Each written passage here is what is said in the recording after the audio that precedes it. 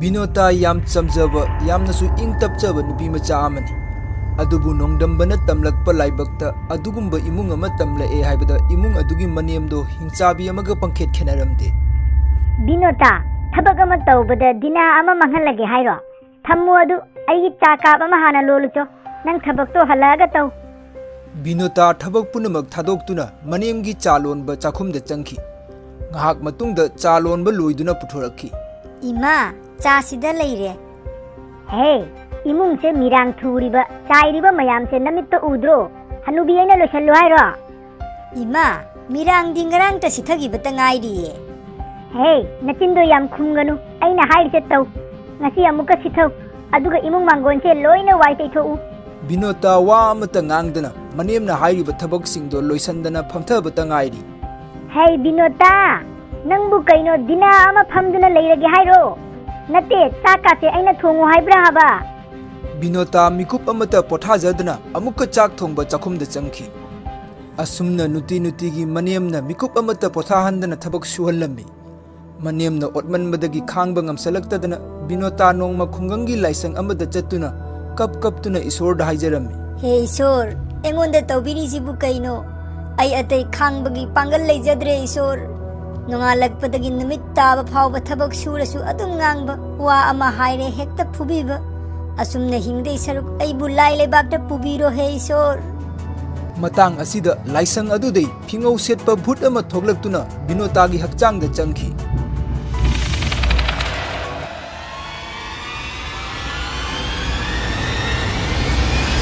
Binota mafam aduda wanthaduna taki ngahak matungda wakhal tarakpa matamda magi mitmangda manembok lerami Hare yumda tumpham gal leitrabo nangna laisang asida tumlidbu yumdana thabak paina lehauraga nangna sida nungaina tumthoktana leirini ne Maniamna Binota bu laisang adudei puduna mayumda chatki mayumda yaubaga Ima ai kog yamchi nang tonga tongna pangang tanganganu chalo cho aigi chaka ba ma lola poro Haima kya ta usitino yengun he hai Rajesh nang nupi se yengu kaino hai se engonda Binota kaino nang nganglido ima da adum na hainabra hoine ima da di karamna wangangani haido nang khangine aduga nasagi nupibu yumda karamna thamgani di khangde natra thokro cho nabani mak ai ka dei ai kog yamchi ngak pathage Hey ngai kho Ima nang ngak leitana phe ga korakanu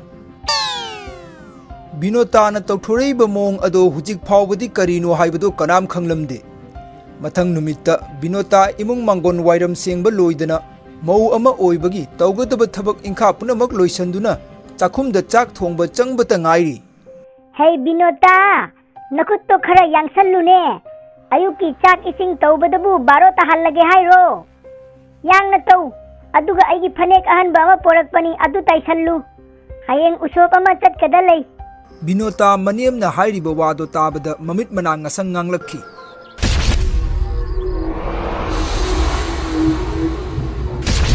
aduga maniam tamna changlakhi Ima karino nang nahaido Nate aibu mission rahaba nang nakut to khara yangu haido Hey Binota Kari haino thabak to nangdre khangladi pham na oirasu khara yausan badi yaidana adudi natadana uba khudingi thaudarage aina maya kadana leini Dema alu ka do poro ima khokpige aduga ayuki chaba phau tumlam khiroi barogi mu haigalani nate aise phamna leibra ba thabak suri matada imana ngangli do aise minai oina ubro aduga nuti gi phi taibiu ka hairadana hanubi nangna leisabi tawna chathokpa khudingi ahanba phi setradi yadro adukiyam tiningdine nasana tairu matung manau engonda ka hairakanu haisini Maniam uwa amata ngangdana Binota na tawriba mataw ado ubada kijaduna tuminna yengduna le ngarang ta wa amata ngangdana mana haiba punamak induna leiramba mause ngasi chiktagi tawrakliba mawong ado ubada ngaktuna yengki mathangi numittagi Maniambok Binota gi thabakta mateng pangba hauki ngahak matungda Binota gi mapa moida thunglaki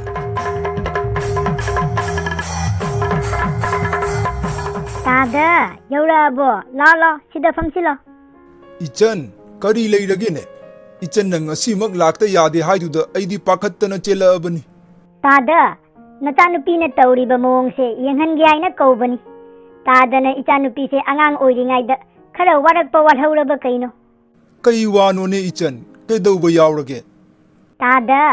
Tada hoina di luhongdringaida yam chamjaba ingtapjaba nupi machani hairaine. Hujikti mi chiktorene tada.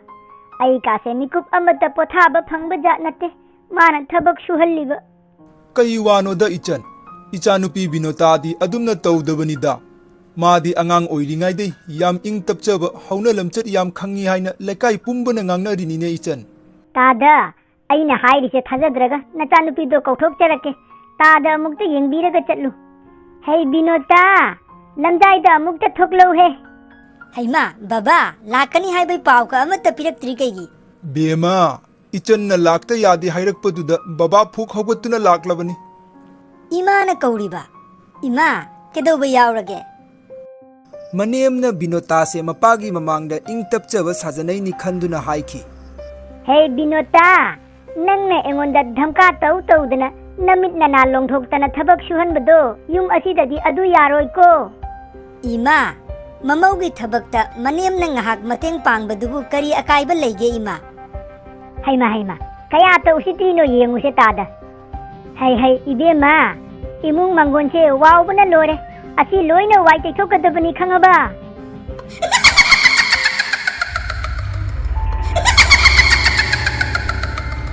Hey ibema, nangbu nakok to phattana ngauna chatlage hairani he. Ngauri se ai natte ye, hanubi nangni. Binotagi mapa Binotada ngaktuna yenglammi. Yam ingtapjagraba machanupi ado Mayamna ngangba khudingi khumba leptabaduda mapasu angakpa phauki. Mau ama oibagi thabakti. Imung adubu phajana puba mapuroiba mane makugi seba phajana tauba asini. Adubu imung aduna mamau dubu mi oina udana minai dauna sijinaradi karamba mauna ngauna chatloidono. Ibema loisallo yare. Ipabu nangna chofallise ipa mai thangatpa ngammaro ibema. Baba, aina su babagi mai chophandanaba imung asida phajana leiduna imung asibu laifam ama semge haina kanna honajabani. Adubu imanadi aise magi machanupa aina munkrani haina khalli. Aduga aise yum asigi minaini haina khalliye baba. Ibema karino nangna tauriba matausibu nachinda lakpa pangangta nganglidubu. Baba nasu aibu chawna ba yokpidana laik su phajana tamhalle. Aduga nanem nakuna punamakni haina takpire. Khanaba chainaba thoklasu tuminna leiru yum tadi halakkanu haina tambire. Hoi chummi karamba imungda khanadaba yawge chainadaba yawge. Adubu yumsidadi nongalakpadagi numit taba phawba thabak surasu phubibaga chaibibaga da hingba phawba ningtamna hingba ngamde baba. Ibema nangna ngasi ngangthorakpa wahaisingse ipa anthokna thajakhidre. Nangbu asumna tauramdabanine bema. Nangi matausidi ipa yum asida amuk hanna maise thangatna lakpa ngamaroine bema. Matang asida Binotagi hakchangda changlamba Bhoot ado thoklakhi.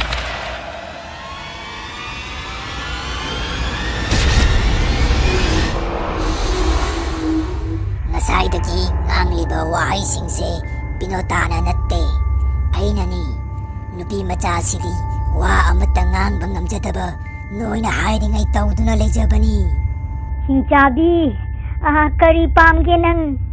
Hanubi nangna karim khangjadaba icham chamjaba mi amabu hairingai tauba yai haiduna adugi khudong chaba laubadudi phatte. Ai hujiki oina magi hakchangdagi thoktuna chatlabani. Adubu aina chatkraba matungda amuka adumna tauge khallabadi ai nupi macha asiga loinana matam khudingda lei haiba kauno. Asum tauduna Bhoot ado masagi leifamda hanki.